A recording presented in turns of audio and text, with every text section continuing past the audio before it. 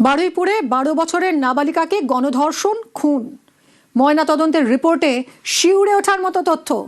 নাবালিকার যৌনাঙ্গে গভীর ক্ষত, মাথায় একাধিক আঘাত, জীবন্ত অবস্থায় ফেলে দেওয়া হয় পুকুরে। জলে ডুবেই মৃত্যু নাবালিকার।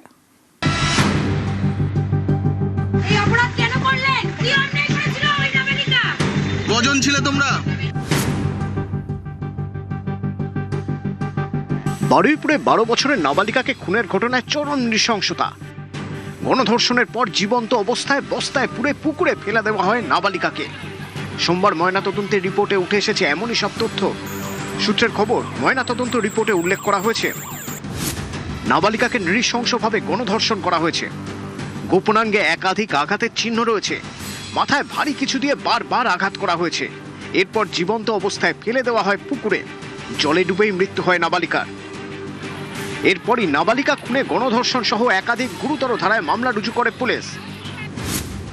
মামলা রুজু হয়েছে ভারতীয় ন্যায় সংহিতার 65 ধারায় ধর্ষণ, 70-এর 2 ধারায় গণধর্ষণ,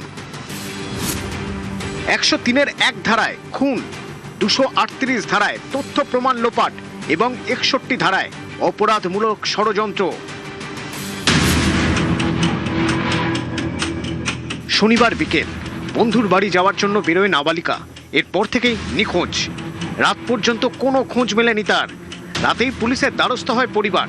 রবিবার সকালে এলাকারই একটি পুকুর থেকে উদ্ধার হয় নাবালিকার বস্তাবন্দি দেহ। সিসি ক্যামেরার ফুটেজে দেখা যায় মেয়েটিকে সঙ্গে করে নিয়ে যাচ্ছে এক ব্যক্তি। ফুটেজ দেখে অভিযুক্ত প্রভাস মণ্ডলকে চিহ্নিত করেন স্থানীয়রা। এই প্রভাস মণ্ডলকে নিয়েই নাবালিকার দেহ উদ্ধার। তারপর থেকেই একের পর এক চাঞ্চল্যকর অভিযোগ। এর মধ্যেই সামনে আসে আরেকটি ভিডিও। ভাইরাল ভিডিওয়ে প্রভাস মণ্ডলকে বলতে শোনা যাচ্ছে নাবালিকার উপর নৃশংসতার কথা। আনন্দ আছে, ওরা বন্ধু আছে, এটা ছেলেছে বলে চুরি করে পাঠিয়েছে। আনন্দ ছেলে মেরে দিয়েছে। খারাপ কাজ কি করেছিস? খারাপ কাজ আমি করিনি, আর সত্যি কথা বলতে পারবো না। আমি করেছি না, ওরা বলতে পারছে, ওরা করতেছি না, কিন্তু আনন্দ এই ভাগে আমি ছিলাম, ওরা নিয়ে তারপর আমি ছিলাম না। এই নৃশংসতার তদন্তে ইতিমধ্যে সিট গড়েছে রাজ্য সরকার। গণধর্ষণের মামলায় শুরু হয়েছে তদন্ত। মঙ্গলবার যাচ্ছেন মুখ্যমন্ত্রী নিজেই। দক্ষিণ 24 পরগনা থেকে অর্পণ মণ্ডল, নিউজ 18 বাংলা।